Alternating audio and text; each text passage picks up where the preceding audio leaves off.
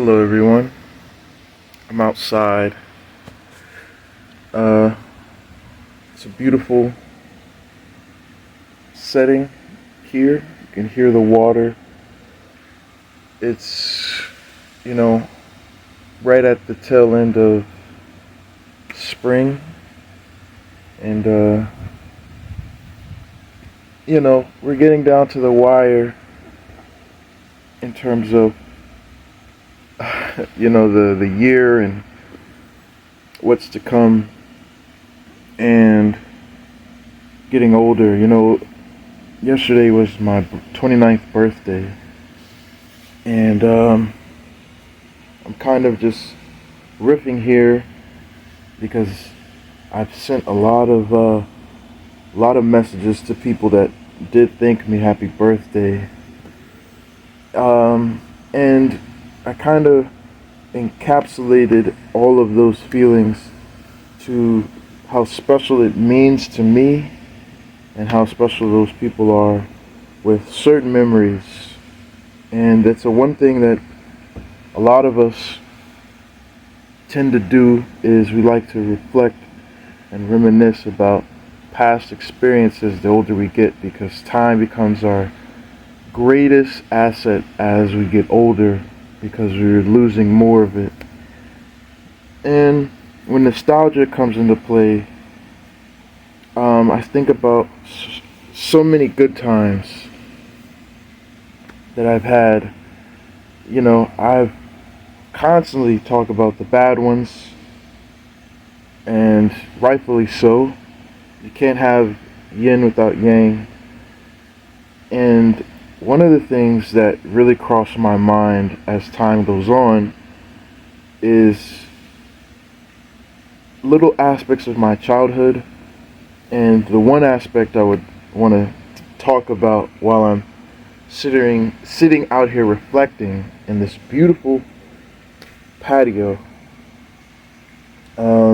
is I'm really going to miss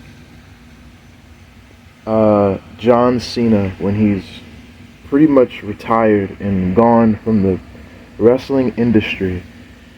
Now, at the time of this video, or this off one's chest, whenever it gets uploaded, he has 5 dates left. They just did WrestlePalooza in Indianapolis.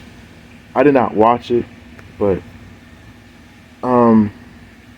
the main thing I wanted to touch on was that I was there, not in the beginning, but I was there when he first had that run of WWE champion. Okay? And that was in 2006. Not like when he won it in 2005, but 2006 was the start of me watching wrestling and becoming a huge fan of it. And for a lot of little boys at the time, I think their biggest superheroes was John Cena. And I think the thing that's important to note is that when you see a guy like John Cena, who's larger than life, a massive person that you don't even know that you could get that big, it becomes like undeniable, and you just can't stop thinking about it. You may not be a fan of wrestling, but when you see someone like that, and it doesn't even have to be wrestling, it could be a football player, it could be a baseball player, it could be an Olympian. But when you see someone larger than life that has like outstanding visual appeal, you never forget that person. And to me, it was, John Cena at 10 years old, a guy who flexes all of his muscles, wears jorts, and comes out with this spinner championship. Like, that is unequivocally attractive. You know, not in the romantic sense, but you get in awe of something like that, you know? And to think about how he's going to be gone for pretty much forever is pretty wild to think about. I'd like to start you off with a little bit of a story. So, my first time watching wrestling was when I stayed with my dad for a period of time in the summer of 2006. And, you know, this is one of those times where you're just flipping through channels, trying to find something to watch. It's like, you know, the mid-afternoon, you know, around the time that Raw starts, basically. So around that 6 o'clock, 7 o'clock time frame. And you're just flipping through stuff. And, you know, fast forward, Monday Night Raw comes on randomly.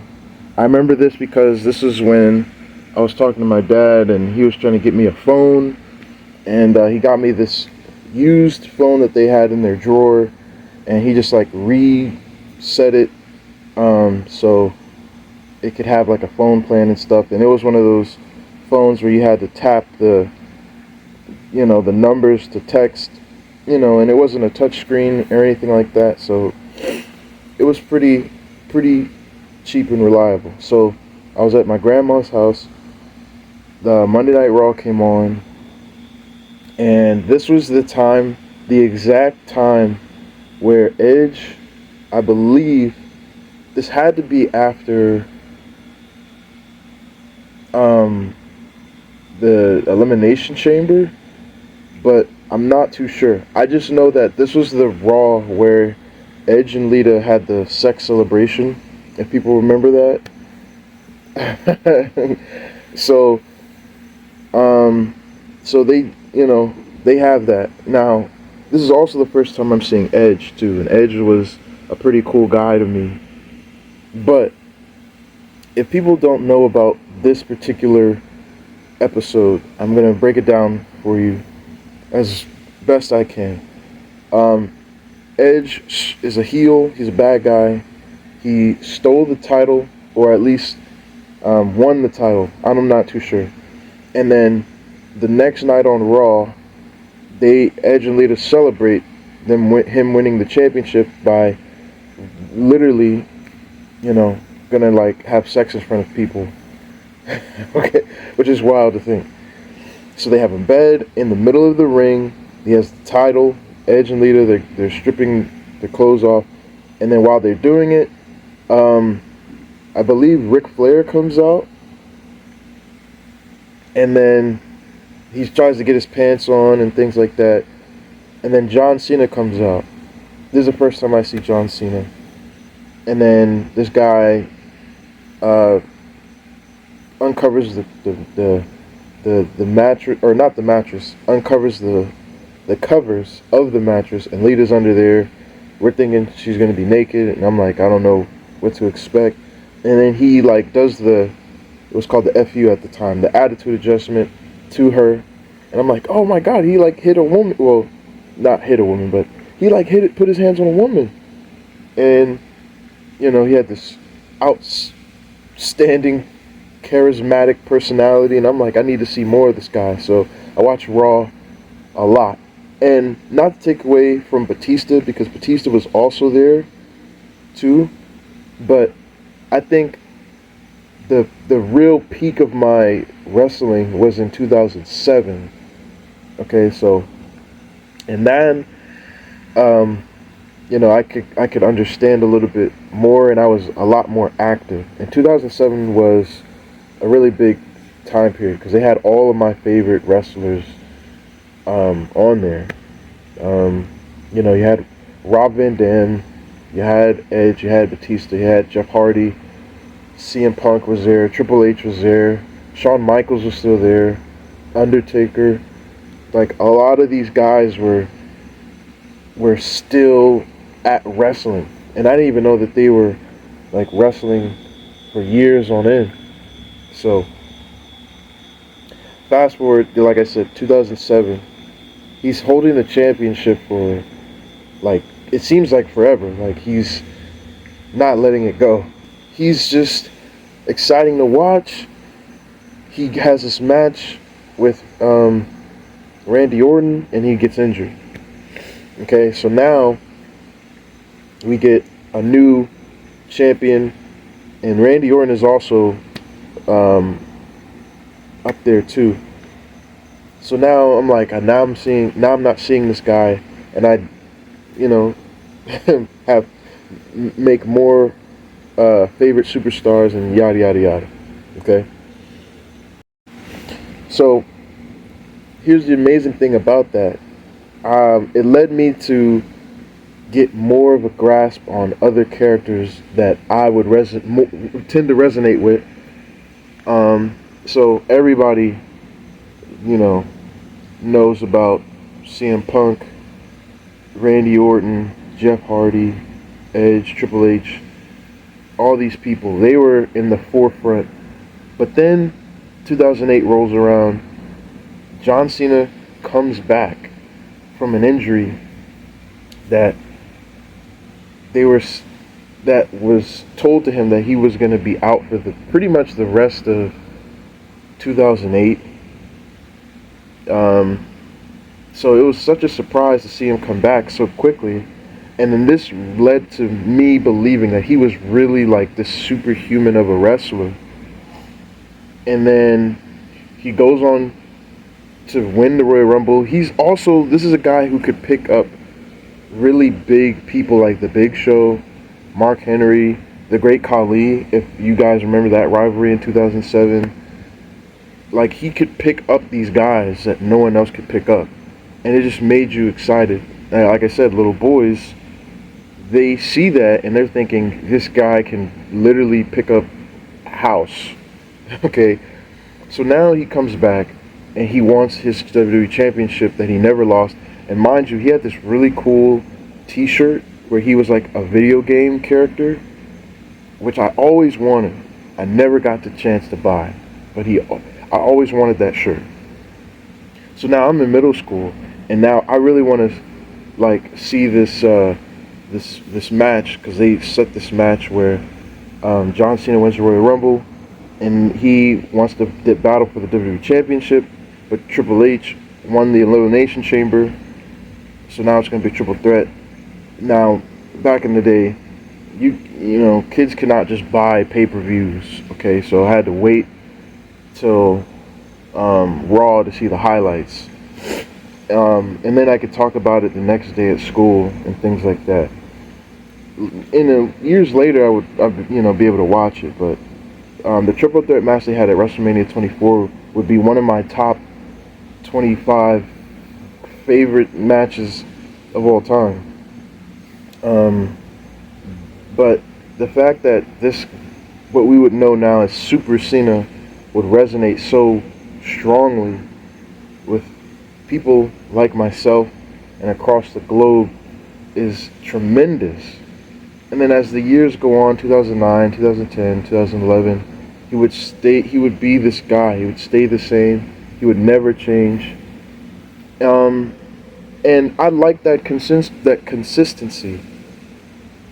You know, wrestling does this amazing job of telling stories. And what I feel why so many people don't really watch it now, because they lack those stories.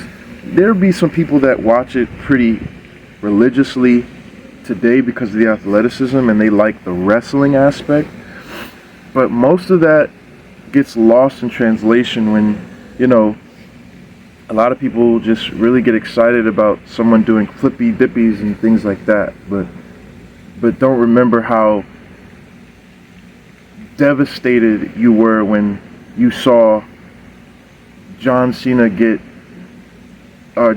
dad get punt kicked in the head, or you saw freaking The Undertaker get burned alive in a casket by Randy Orton. You know what I'm saying? Like those stories you can't really grasp on. When Triple H had his wife get DDT'd and then Randy Orton kissed her in front of him, chained to the ropes. Like, you can't, it doesn't get any bigger than that. It makes you want to see someone get their ass kicked. And John Cena was at the forefront of that because a lot of the times, him being the good guy, he get hold in a lot of situations. For example, 2010 Elimination Chamber, he won the WWE Championship, and Batista, Vince McMahon comes out, and for some reason, Batista just gets a WWE Championship match, and then he loses. So now you're like, he just won. That's not fair. So, but the payoff was at WrestleMania where he wins it back.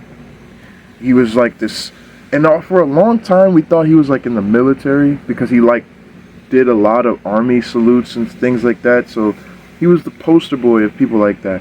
So now we're in 2025, okay, where he's been wrestling for 25 years. He's getting older. Memories are starting to become more prevalent because we realize we've grown up. He's grown up.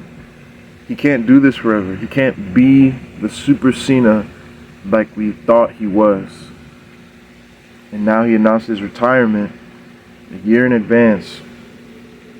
And, you know, when he did it in a year in advance, a year is a long time. But now we're getting towards the end of the year. Like I said, 5 dates left. I'm going to miss him because there's a lot of people that I don't really watch. There's a lot of people that I watch wrestling for, and most of those people are gone, you know. And here's the thing. I know that they have AEW, I know they have NXT, I know they have New Japan, I know they have TNA, but I'm not really that pressed about having multiple ways of watching wrestling that I like.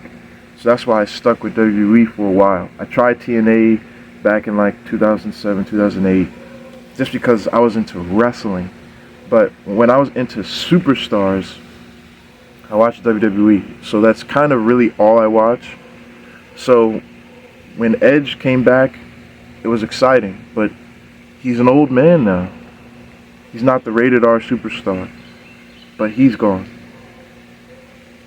Batista quit and became a full-time actor, which he's very good at. He's gone. The Undertaker's retired. Paul Heyman's retired. Kinda. Rob Van Dam doesn't really wrestle anymore. The only people that are left is Randy Orton and John Cena, and John Cena's on his way out. Triple H runs the company, that damn near. So it's like, who's left for me? It's kind of like this passing of the torch where people felt the same way when they were watching Hulk Hogan, and then Stone Cold Steve Austin came in, and then it was Stone Cold Steve Austin to The Rock. Now it's The Rock to John Cena, and now it's John Cena to Cody Rhodes. It's just that evolution period where it's just time. So I say that because there's a lot of things I'm gonna remember about John Cena that are important to me that I didn't really go over, but I just wanted to get that off my chest.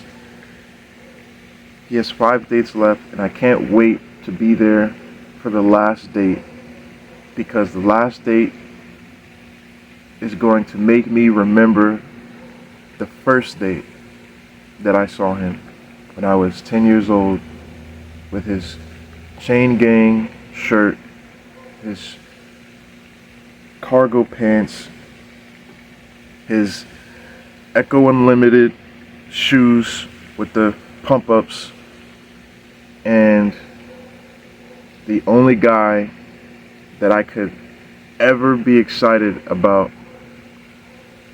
when it came to winning the WWE Championship. Didn't think it was going to happen, but it's happening. So, even if he never sees this, I want to say thank you to John Cena for giving me so much of my childhood that I now take with me. And eventually, when you get into the WWE Hall of Fame,